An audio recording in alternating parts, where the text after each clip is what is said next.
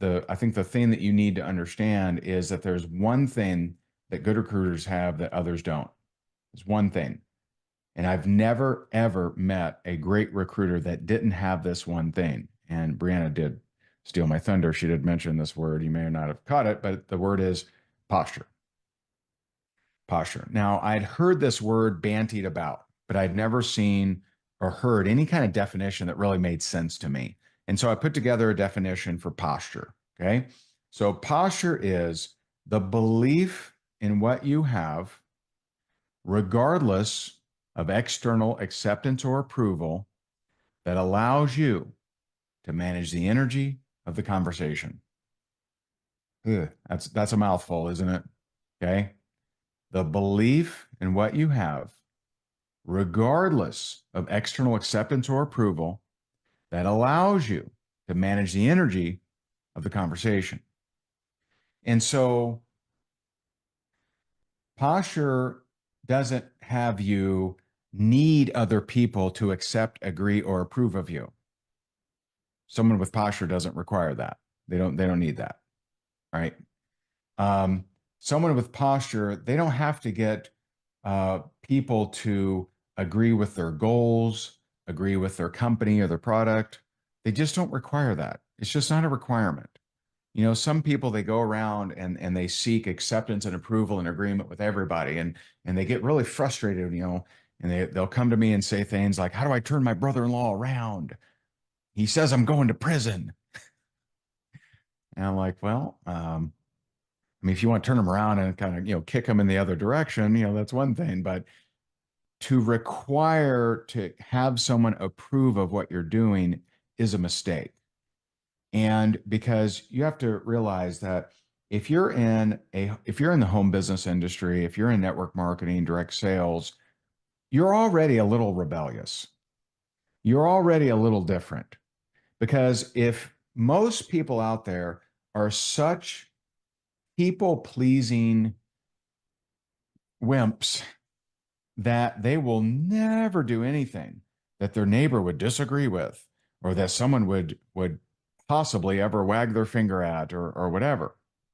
And so you're already in a place that not everyone's going to agree with. And that's okay. That's okay. I know people that you know made fun of me until they had heard that I'd made millions of dollars, and then they asked if I was hiring.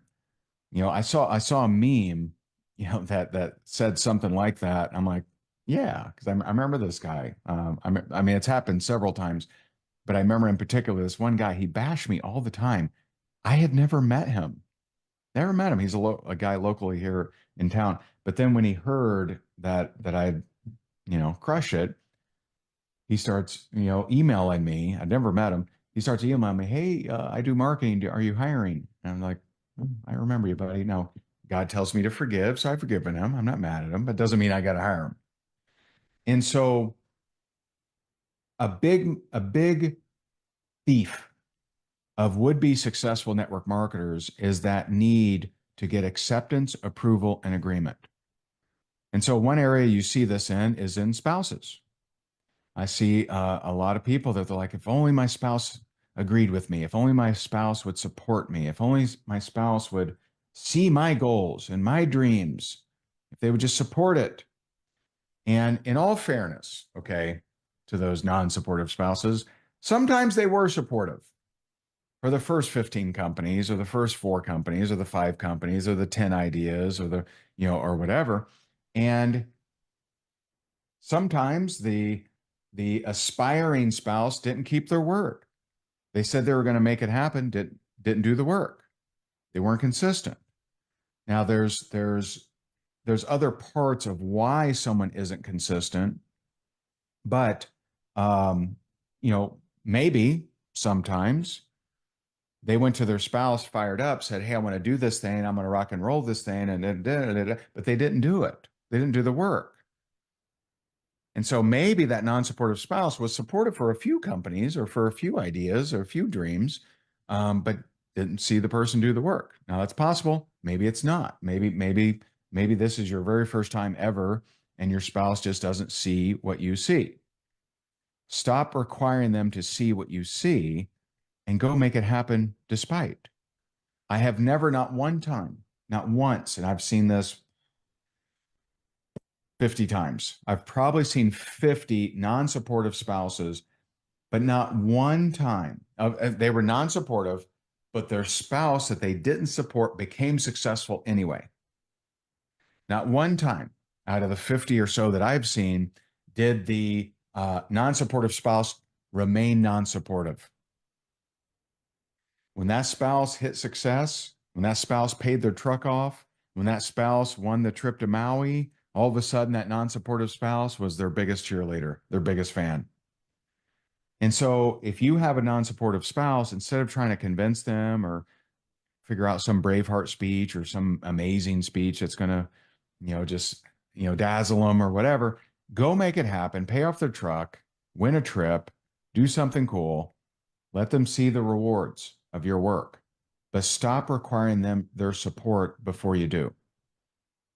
And so posture I've found is best shared in examples. So I'm gonna stop my share so I can see you guys. Is this helpful so far? One of my favorite examples of posture is I remember getting on with this prospect. I know Brianna's heard these stories, but I get on with this prospect, and the first thing out of his mouth is he says, "I've tried a bunch of these things and none of them ever worked." Anyone ever deal with that? Anyone ever have someone like that, or just me, right? And so a postured person answers very differently. And a non-postured person, it's very simple. It's very straightforward. A non-postured person would say, "Oh, this time's different. Oh, it's amazing. This one's Korean," right? You would have some kind of razzle dazzle, some kind of, thing where you just do a song and dance. You try to convince them that it's different from all those other times, right? That's a non-postured person. A postured person isn't going to dance for him. So he says, "I've tried a bunch of these things. None of them ever worked." I said, "What makes this time any different?" And he wasn't prepared for that question.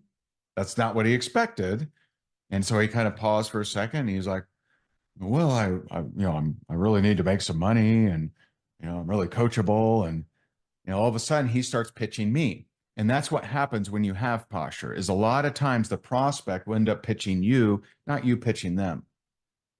And so, great. Okay. You're coachable. Okay. We move forward. And so I'm talking to him a little bit longer. And at some point he says, "Tell me about the comp plan." He demands it. Right. So he's really, putting it to me. Right. To me, I asked the obvious question. To me, this is a very obvious question, but most people would never ask it. I said, "Did you know the comp plan of those other companies?" He said, "I sure did." I said, "Guess it didn't matter." All right. He's the one that told me he's tried a bunch of these things and none of them ever worked. So he's given me a clue. He's given me a clue. And so I said, I paused I let that sink in for a second. And I said, "Listen, you can study the comp plan if you want. There's a video on it. I'm not going to explain it for you. If you're coachable, I'll show you how to make money. And if you haven't been able to do that in the past, maybe you have to think a little differently." So it's posture. Okay. Posture isn't arrogance, but posture is knowing what you have. And posture is understanding that your belief in what you have allows you to manage the energy of the conversation. Okay. And that's why I'm just not scared of anything they could ever possibly say to me. I'm just not, because I'm not flipping through. I mean, we have script books, we sell script books, but I don't have to know every possible question because there is no book for that. You're going to get hit with crazy questions if you haven't already. I've had all kinds of weird questions. And so it's not, let me memorize every possible concatenation of answer that could possibly ever exist. It's let me know a few key ones, right? So if someone says, well, this product is so expensive. My favorite answer to that? Well, the founders could have used cheaper ingredients, but they wanted something that worked. Let me just tell you that answer right there for those paying attention, that answer is worth somewhere between $10,000 to $100,000 to you because you're going to be asked that a lot. Am I right? You're going to be asked that a lot. So that's going to make you somewhere for those that do the work and show up. That's going to make you somewhere between $10,000 and $100,000 over the life of your career. So just send me a percentage. It's fine. It's fine. I need to work more deals like that. Anyway. And so sometimes you'll have people big time you. Okay. And so I remember make this story a little shorter, but I remember this I get on with this lady and she's uh this was another three-way call. It's one of my favorite stories. But my rep makes a fatal mistake. She edifies the prospect more than me. Big mistake, right? And so she says, Ray, this is Barbara. Barbara has a talent agency in Hollywood. She services all these major actors and actresses. She's known everywhere, all throughout town. She's, huge company. And Barbara, here's Ray. So I'm just the little guy with little hands. Hi, Barbara. How are you? Oh, thank you so much for being on with us today, right? And so I'm just, I'm not postured, right? And I'm not edified. So I'm coming in. She's postured. And so, of course, she steps into that role. Of course. So I already knew how this would go before she even opened her mouth. So Barbara says, hello, Ray. Big, regal, booming voice. I told Amy I'd listen about her little home business. That's what she said. Little home business. Hello, Ray. I told Amy I'd look at her little home business. How are you today? And so I that is a lose situation unless you understand posture. Okay. And so here she is, the big 80-foot, rock star, and I'm this little guy. And thank you for your time. And so instead I said, well, I guess I'm a little confused. This is what I start with. I guess I'm a little confused. And she goes, okay. If you're doing so well, why are we even on the phone? See, some of you won't ask that question. That's an obvious question. When people tell me how great they're doing, but they're on the phone with me or they're asking about what I'm doing, they ain't doing that great. Let me tell you, they ain't do. I've hung out with people that do a lot, that have a lot of money. I've made a lot of money, but I've hung out with people who made way more money, right? People make hundreds of millions of dollars, not necessarily in our industry, but they made a lot of money. They don't go searching. They're not like, hey, what are you up to? Right? They just don't. And so I said, well, I guess I'm a little confused. If you're doing so well, why are we on the phone? And I already knew because posture people know this stuff. I already knew what would happen. I knew what was coming. A sigh. I knew it. I knew I would hear it. If I hear a sigh, you're in. Congrats. Why? Because we're at truth. We're not playing around anymore, right? You're at truth. And so she sighs, well, the business isn't like it used to be, and I've lost a few clients, and it's been a little tougher. Yeah. I'm like, okay, all right, great. Well, I'm happy to talk to you. See, now I can talk to her. I can't talk to her when she's superstar and I'm just a little guy. Now I can talk. Now I can talk to her. So don't. What I see people do is if someone comes in hot and they come in and they're like, oh, I've done so well at this, and this. Okay. Don't don't look at them. Don't just move forward out of weakness. Say, well, I guess I'm confused. Like, if you're doing so well, congratulations. That's awesome. What has you looking at this? Be willing to ask that question. That's a game changer question. It really will help you. Let me get back to sharing some stuff here. Okay. So posture. Now, posture is one. of what I call the 4 Ps to become a top earner, to grow your business, et cetera. Pipeline, posture, position, and perspective. Posture I did want to cover on, tonight. But this is your participation part. Who has an example? What's a question you've been hit with?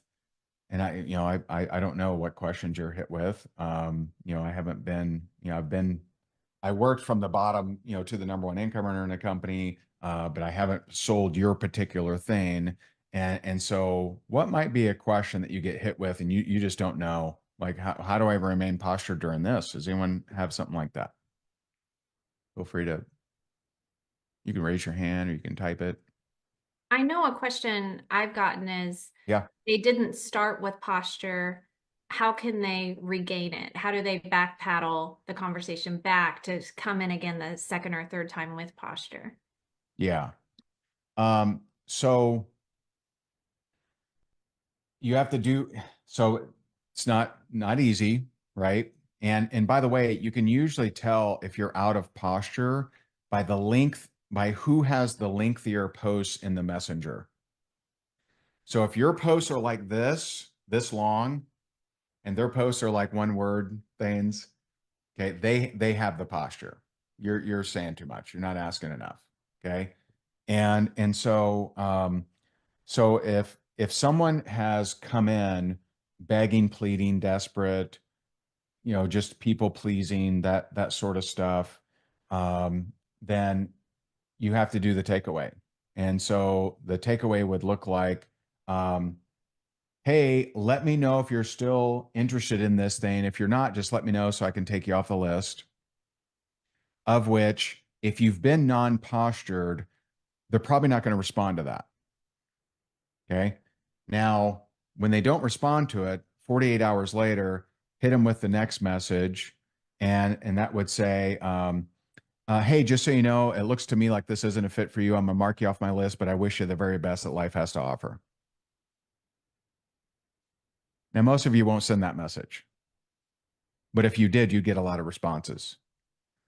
The fear of missing out, the psychology of that, even when someone isn't even sure that they want the damn thing, right? Even when people aren't sure when they want the thing, but you willing to go posture, that it dings them. It's very interesting.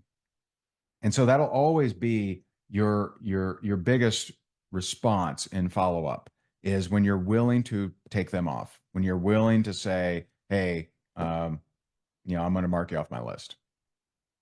So if someone says, I'm too busy for an MLM, all right. So usually a question like that indicates that they feel they can speak to you that way. Okay. And so it's your answer is in any kind of question like that is always going to be posture. Now, posture does not mean, because nothing means this, posture doesn't mean you're going to recruit every person you ever talk to. No one does that. Just so you're aware. The best of the best of the best will recruit about 30%. And I mean, people like, I'm talking really, really good people, about 30%. And so, if you're, and that's, and so just don't get tangled up. So if someone says, I'm too busy for an MLM, I would just say, well, if you're struggling with time, you need something like this because you need residual income if you don't have time. And so, good luck finding. I would recommend you go and find something like this so that you can get some residual income, or else you're always going to have a time issue. But hey, I got to run. I got to go talk to somebody.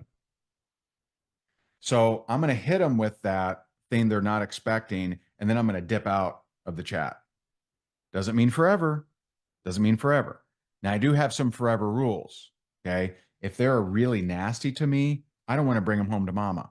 I don't want to introduce them to my family, my team. So if someone's like really, really nasty, then I'm not going to try to convert them. That's just not my deal. Okay.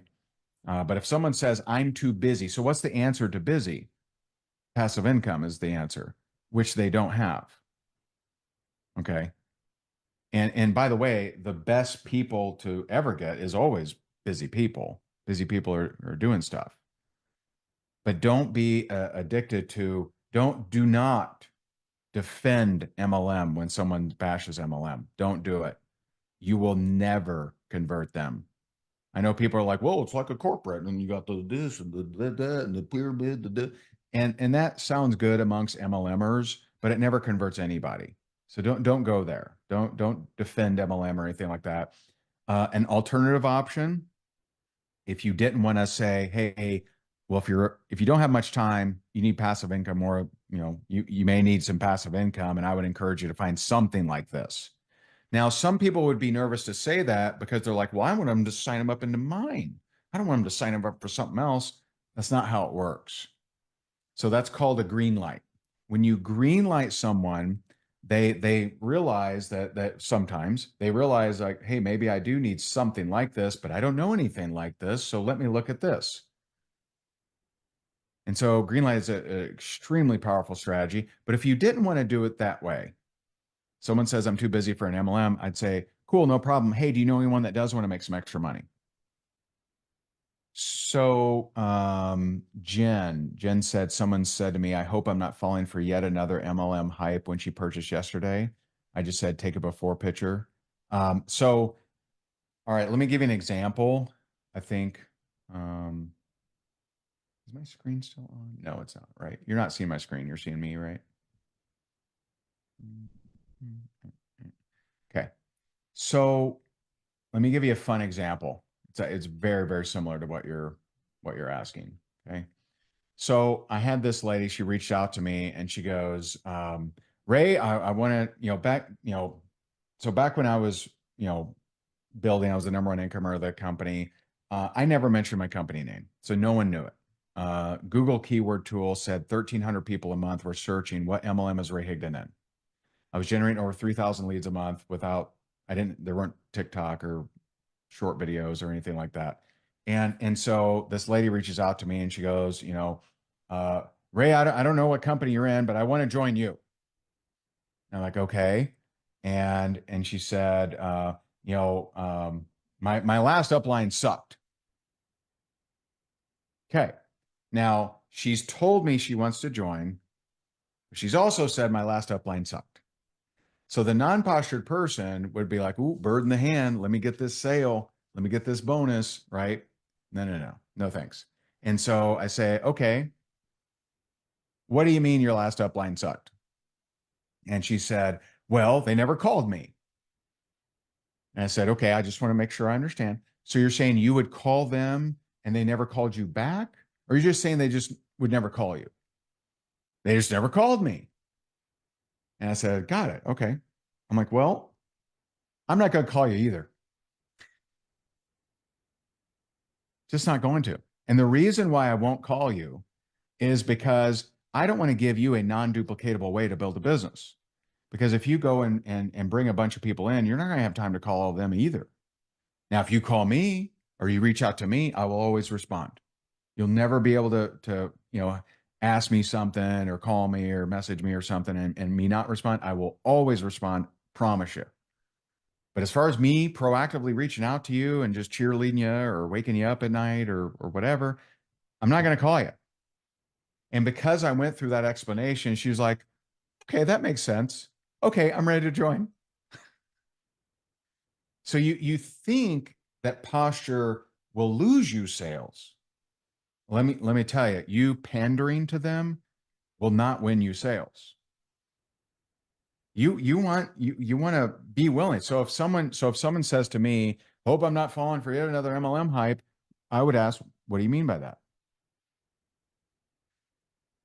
What do you mean by that? Because I want to know, what does that mean? What does that mean? And so, because what people don't know, all right, this is some deep stuff here. Most people are playing the game of life to prove they're going to lose, and they don't even know it. They don't even know it. They're playing the game of life to prove that they're going to lose. Now, these last couple, I had years of this kind of coaching people and coming to this conclusion. sometimes, most of the times, it's from childhood. I remember I was talking to this girl and she said, I got all these goals and, I know what to do. I'm just not doing them. And so I kind of had a hunch, I felt like a kind of a nudge. And I said, at what point in your life did you determine that even if you try really hard, it's not going to work?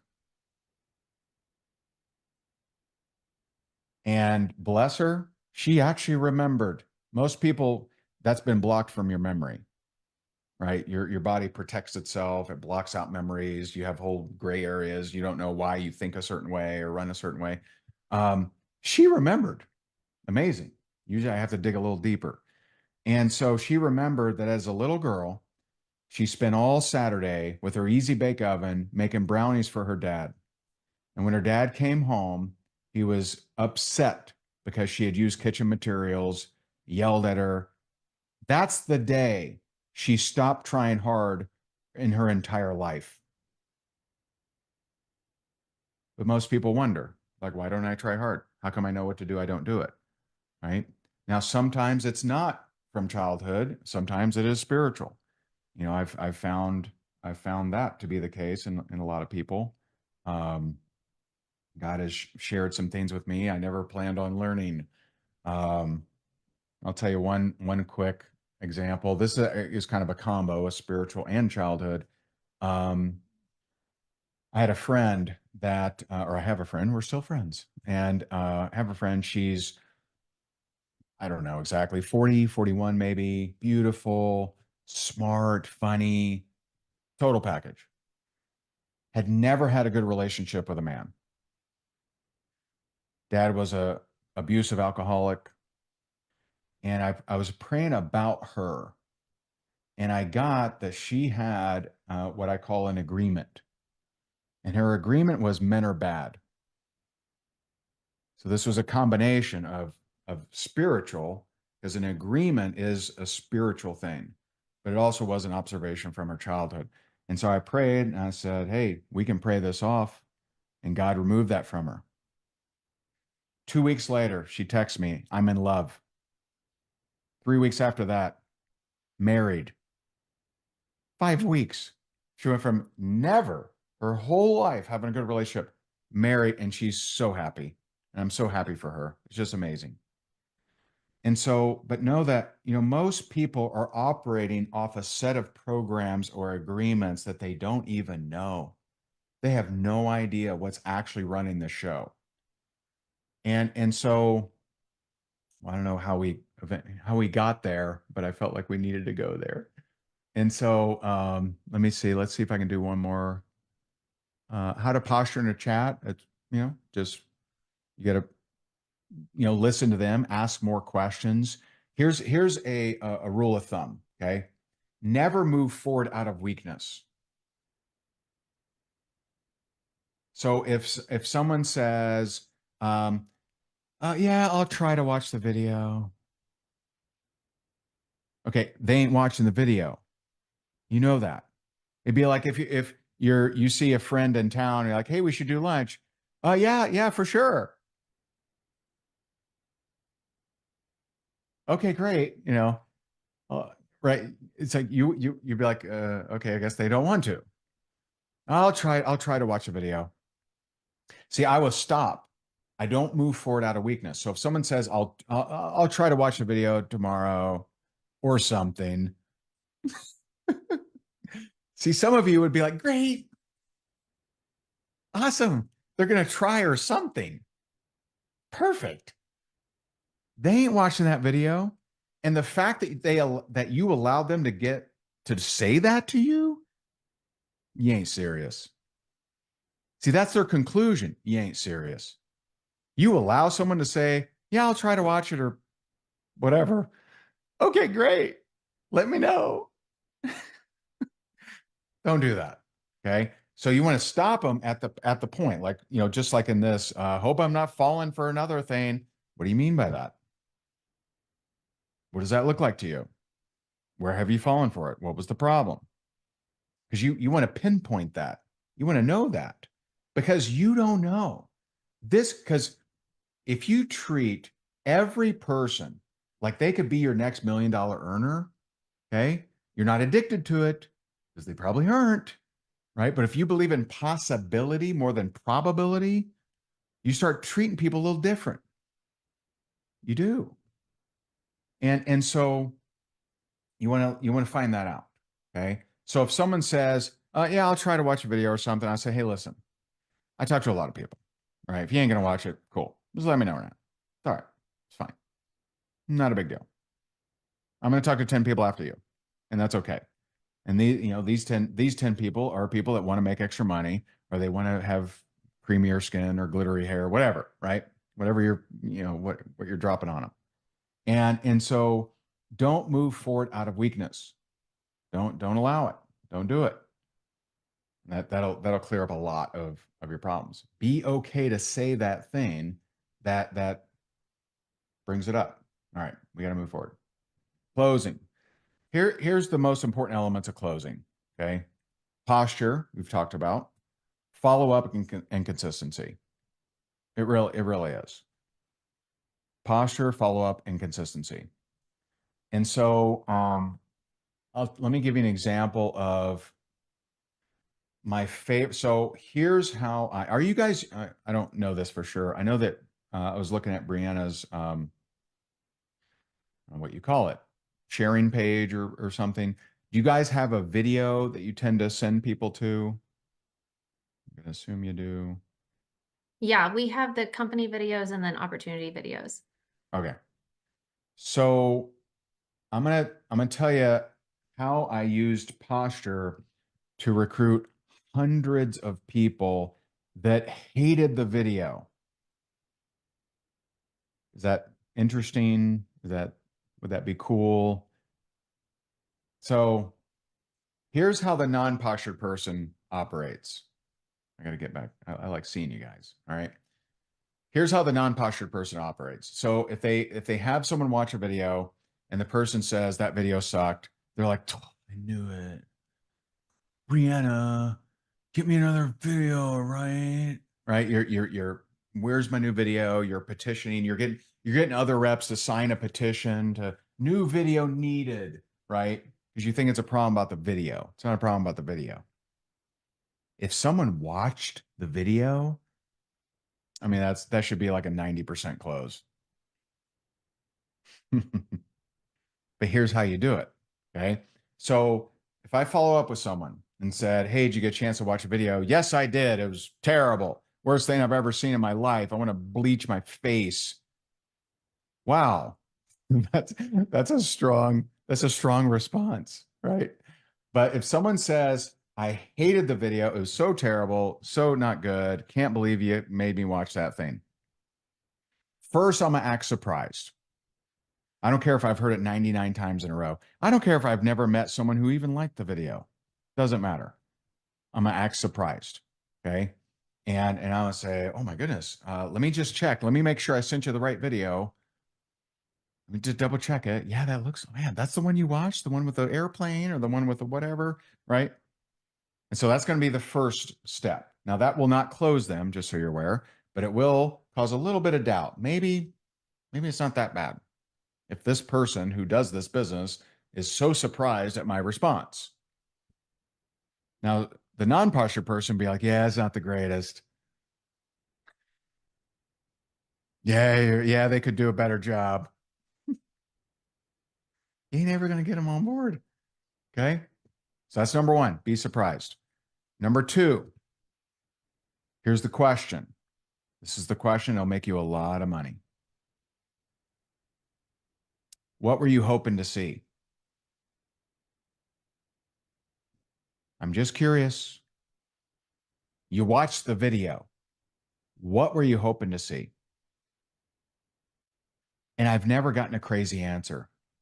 I've never gotten, well, I was hoping it would regrow my limbs. I was hoping I could pour it in the backyard and Bitcoin would spew like a fountain. I was hoping I could pour it on my horse and a unicorn horn would just pop out of it. I've never heard anything crazy.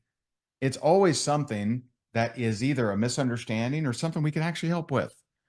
I was hoping I could work it part-time.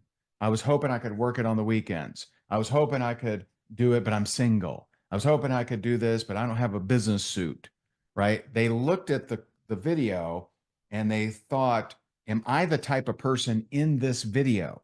They all look like supermodels. I don't know, right? And so it's usually some kind of misunderstanding because whatever the reason that got them to watch the video should be the same reason that's used to get them on board. But you got to ask that question. What were you hoping to see? And when they give you that answer, you're most likely going to have a very easy response. Oh my goodness, most of my people are part-time. Oh my goodness, no, I'm not a supermodel either. All right. Of course, we have plenty of single people. I've heard all kinds of things. And so that very, very simple thing, it's very simple. Just asking, just asking. Don't slam the phone down or don't close your Facebook and say, how dare this, I knew that video wouldn't work. Don't fall into that habit. You want to just ask the question. And there's you'll find that there's a lot of people that initially didn't like the company that they became a top earner for. Okay. And so you want to ask these kind of questions.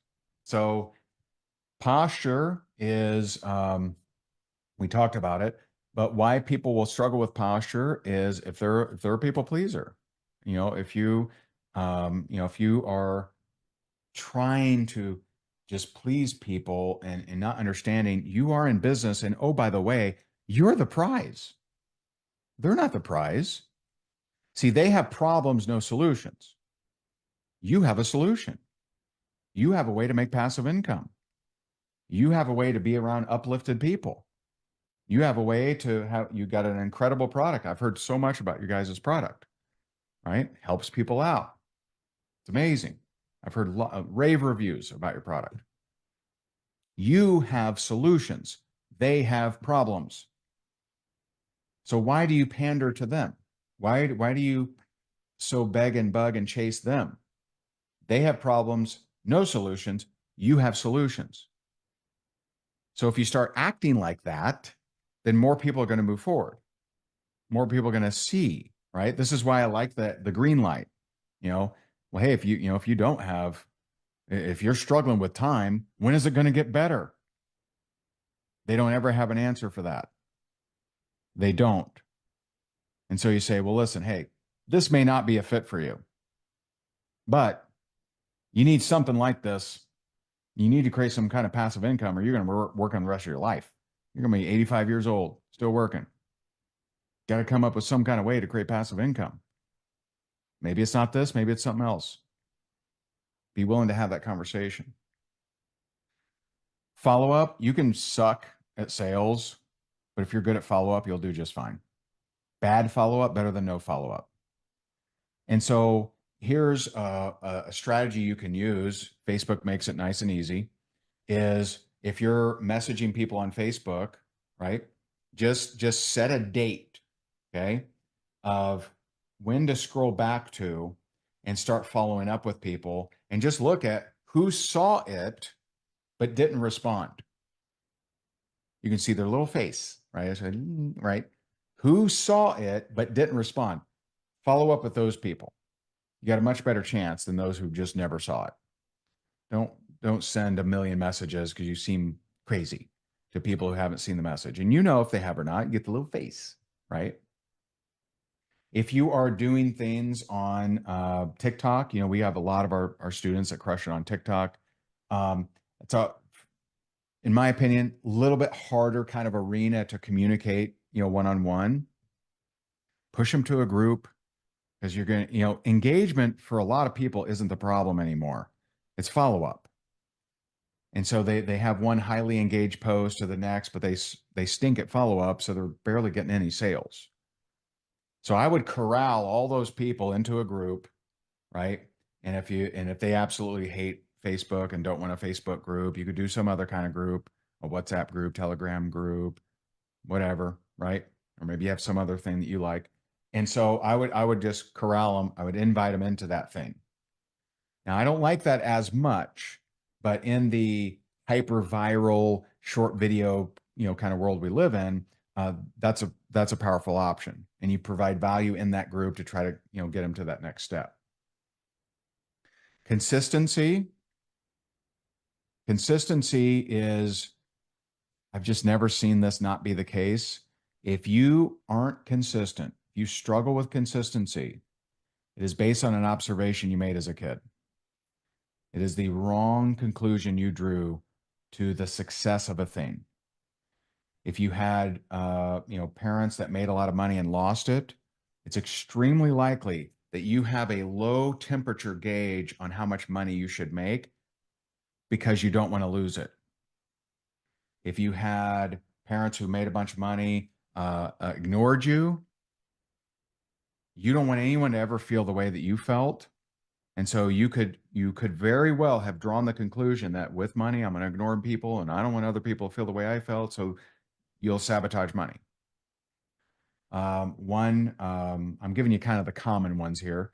Another common one is if your parents worked really, really, really hard, but never achieved their dreams and never made a lot of money, you could have this type of guilt sabotage of as soon as your life starts feeling and going better, you start to say, well, why do I deserve it? My parents worked way harder. So you'll actually sabotage it. So you either quit the company, go to a different one, or whatever. But that, if you want to be a steady closer, posture, follow up, and consistency, and consistency of putting out content, of following up, of doing the activities that are going to move you closer to to your goals. And you need to. One thing that's required for everything I've talked about here today is hope. And without hope, you won't do the steps I'm telling you. Okay. And so I want to give you 3 different examples. Some of you may know some of these, they've become rock stars. Amy Murphy, one of my favorite stories, she was in network marketing for 17 years, had never made more money than she spent. She pinky swore to her husband that she would never do another network marketing company ever again. And she told me this story. This isn't, me, whatever. She told me this story. I just interviewed her a couple weeks ago. I haven't talked to her in a few years. And so 17 years, had never made more money than she spent.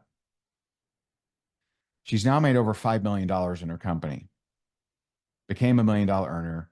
She went from 17 years of not making more money than she spent, finding my social media training, implementing it, rising to the very top in Canada in that company, doing over $5 million.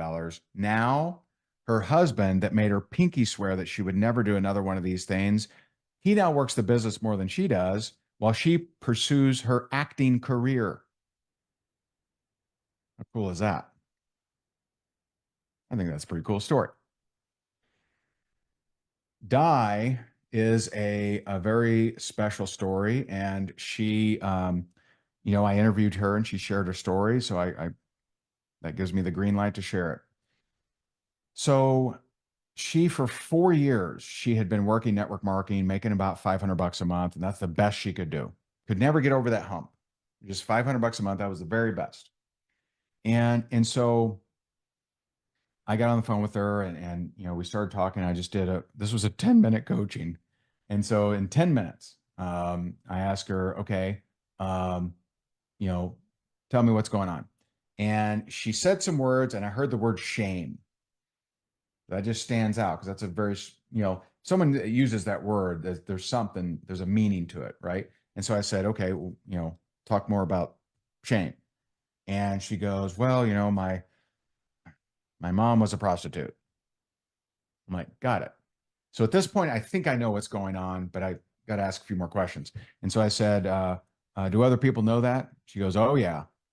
Everyone in my town knows it. A lot of my close friends know it. And then she adds, and she's still alive. Oof. I won't go into that. But I said, I know what your problem is.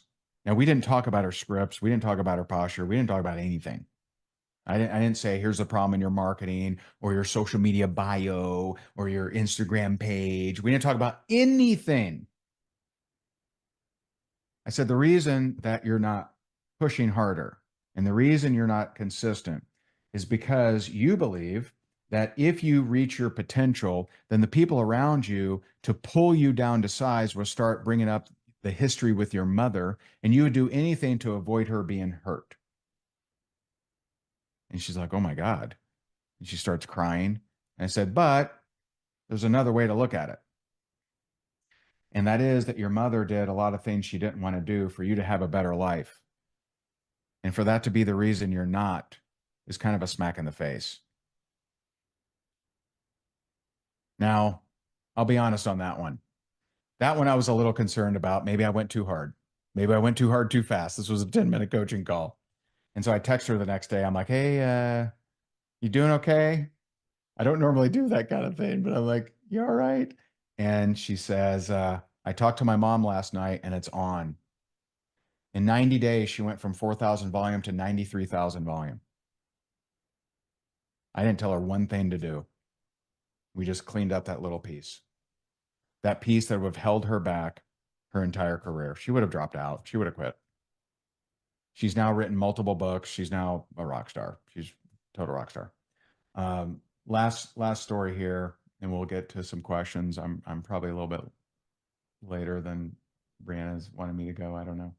No, But, keep going. We're okay. recording, so if anybody Okay. does need to jump off since it's going later, you can finish up on the recording. But if I had a chance to ask Ray questions, I'd stay. So, and then last we'll end with Jennifer Welsh. And so Jennifer had reached a level of success in her business, but she had stalled out. She had stalled out. You know, she was kind of, a lot of people get to this, right? A lot of people have, upper limit problems. They get to a decent whatever. For some people, it's 10,000 a month. For some, it's 100,000 a month. Believe me, stuck is stuck, and stuck sucks.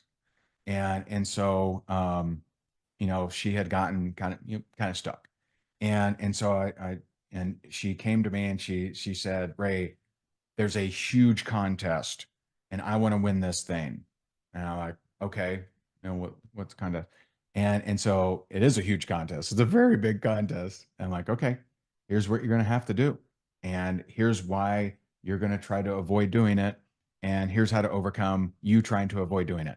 And so I gave her all the psychological process, and then I gave her the steps, and she hit that prize. And that prize was a $200,000 bonus in her business. Crazy. I bring that one up, so Amy Murphy, if you've been in network marketing for 17 years and you've spent more money than you've made, there's hope for you to be a millionaire. There's hope for you to make $5 million because of Amy. If you've been at this for, 4 years and you haven't been making, you've been making, less than or right around $500 a month, there's hope for you, right? And if you're someone that's been stuck at any level, there's hope for you to make a lot more money. And so just the main thing here is there's always hope. There's always hope for you to walk in a new creation, for you to sing a new song, for you to show up differently. There's always hope for that. And so stick to that and keep going. That's what I got, Brianna. So I'm happy to do some questions. So I did see a question earlier. Somebody had asked, what do you do when people ask to see your paycheck or how much money you've made? Yeah. So one, usually, okay, and could this be an exception? It could. Usually when I have someone say they're getting that, it's because they were hypey. And so you want to be so one of the other P's is position. You want to always know what's the position of the prospect. So I don't go to someone and say, hey, I have something ground floor amazing. It's going to be $1 billion company, blah, blah, blah, blah. I don't do any of that stuff. I mean, I don't do any of that stuff ever, but I definitely don't do any of that stuff before I know that they're open to the benefits of the product or the opportunity. Okay. When you say this thing is really taken off, this thing is absolutely amazing, when you lead with that, especially to people that know you, you'll get that kind of question. Show me your check. Show me your check. Now, so I would really look at your communication. If you're getting people saying, show me your check, I would really look at your communication. Could that be cleaned up a little bit? Could it be not hypey? Because I found more people are contrarian.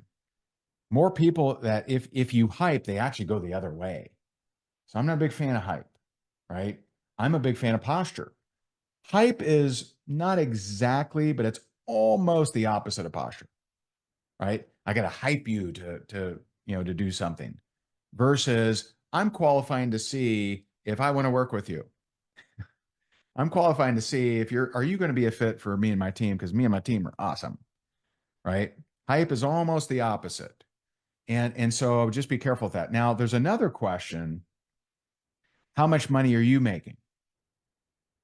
That's a question that may come not from hype. Show me your check is usually there's some hype in there and they're calling you out on it. They don't believe you. And so just be, careful around your hype around that. But if someone says, well, how much are you making? This is where you get to say something cool. You get to say, well, you know what? I'm just getting started, but I'm working with people that have made millions of dollars and they're showing me exactly what to do. Who gets to say that?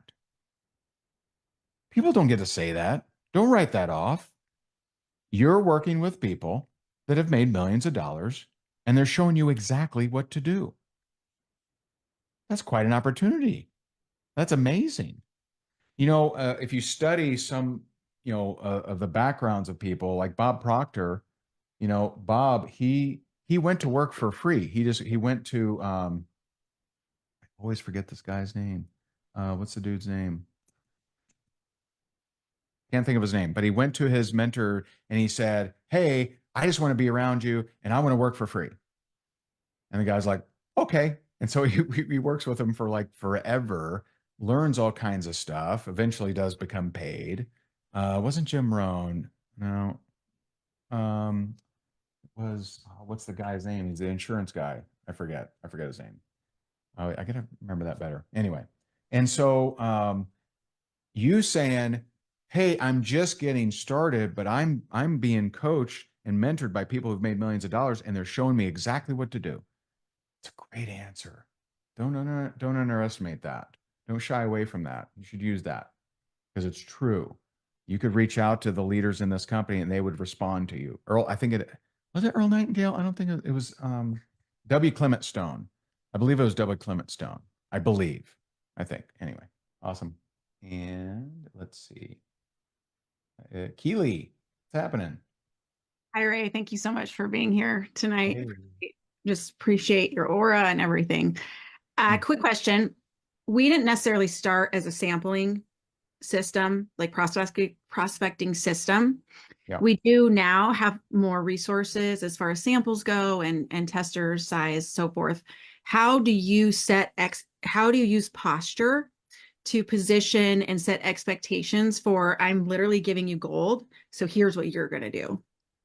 Yeah. Well, I mean, you're on the right path. So two things with samples. Okay. One, this is just once you are spending to acquire a customer, it's math, right? So you got to pay attention to your math. So if I give out 10 samples, how many am I getting back? What is that? What did the 10 samples cost me? So it's a math thing, right? Number two, I remember, we created a prospecting. This was a while ago, guys. Okay, but we created a prospecting CD for those that know what those are, and so it was a prospecting CD, and so I had a trunk of them. I had probably 500 in there. Okay, what I didn't do is I didn't go, like, hey everybody, here's a CD, here's a CD, here's a CD. They were sacred and precious. I'd say, you know what? I think I have one of the CDs in the car. I got to go check. I knew I had 1,000 in there. I got to go check, but hey, listen, I want to make sure this goes to someone who's actually going to listen to it. Mm. And so, how soon, if I have one left, I don't know, how soon would you be able to listen to this? And if they say in the next few days, I say, you know what, I'll follow back up with you later. No big deal. No big deal. And then usually they'd be like, well, I could do it sooner. Right. And so posture. Okay. And so, hey, listen, I have these samples and listen, these samples are legit. If you follow the instructions, you're going to notice something. But if you're not going to follow instructions, let's not waste each other's time. I love you. We can hang out. We can go to a movie together, but I ain't going to give you the sample unless you're going to follow the instruction. And so would you like to do that? Are you willing to follow instruction, or should we just not do this? And so I just want to set the upfront expectations. And again, think about, I'm always the person I'm always thinking about is the person that's trying to prove they're going to lose. So the person that's trying to prove they're going to lose, what are they going to do? They're going to haphazardly give out samples. Why? So they can go to Brianna and say, I gave out 100 samples. None of them bought. I know what. Right. And I get that in every aspect of business, every aspect of life. I have, like there's one guy, I run a men's Bible study Thursday nights. And there's one guy in there. He's like, I pray every day. I never hear from God. Hmm. And I'm like, Tozer said, those who are convinced they can't hear from God will write off every time he does talk to them.